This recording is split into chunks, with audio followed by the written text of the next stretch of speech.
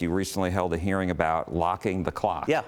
Talk to me a little bit about that, and how realistic do you think that is, where people won't have to change their clocks anymore? So it's a fascinating issue. The hearing actually was one where I wanted to hear from the arguments on both sides.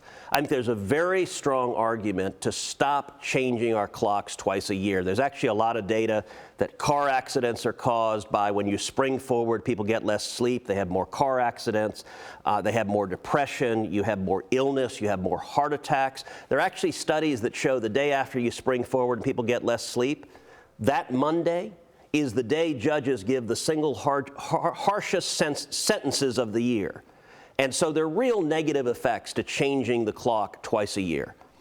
I think it makes sense to lock the clock. Now, there are good arguments as to whether you should lock them on daylight savings time or standard time. And we heard arguments on both sides.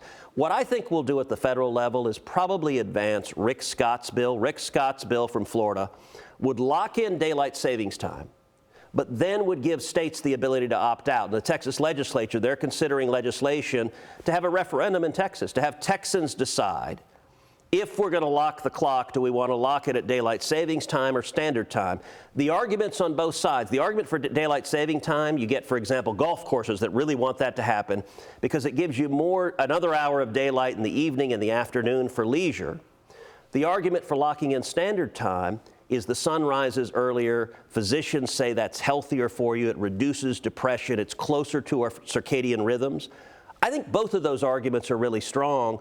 So I think what makes sense is that we should lock the clock, but let the Texas voters decide.